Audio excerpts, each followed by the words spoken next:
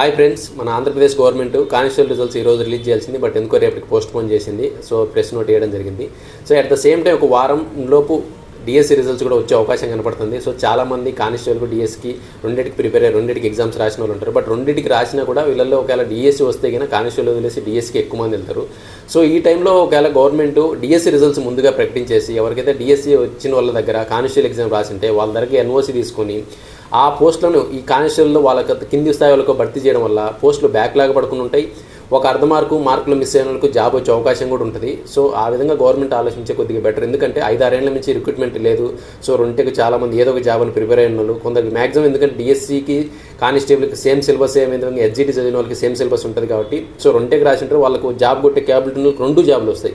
So 2 వచ్చిన maximum వాళ్ళు DSC prepare చేస్తారు కాబట్టి ఆటోమేటిక్ తెలియకుండానే కానిస్టేబుల్ బ్యాక్లాగ్ పడిపోద్ది. సో ఆ బ్యాక్లాగ్ పడకుండా గవర్నమెంట్ కింద ముందు డిఎస్సి రిక్రూట్మెంట్ చేసేసి ఫిల్ చేసి ఎవరైతే డిఎస్సి కానిస్టేబుల్ 2 రాసింటారో వాళ్ళ దగ్గర ఎన్ఓసి తీసుకొని ఆ పోస్ట్ను వల్ల కానిస్టేబుల్ కింది స్థాయిలోకి ఇవ్వడం వల్ల సో వాళ్ళకు చాలా బెనిఫిట్ అయితే. ఎందుకంటే 5-6 ఏళ్ళ నుంచి రిక్రూట్మెంట్ లేకుండా ఈరోజు వచ్చిన ఒక అర్ధ మార్కులో జాబ్ మిస్ అయితే ఆ కాంపిటేటివ్ ఫీల్డ్లో ఇన్ని రోజులు ఉన్న వాళ్ళకి నిజంగా ఆ బాధ ఆ ఫీల్డ్లో ఉన్న వాళ్ళకే తెలుస్తుంది.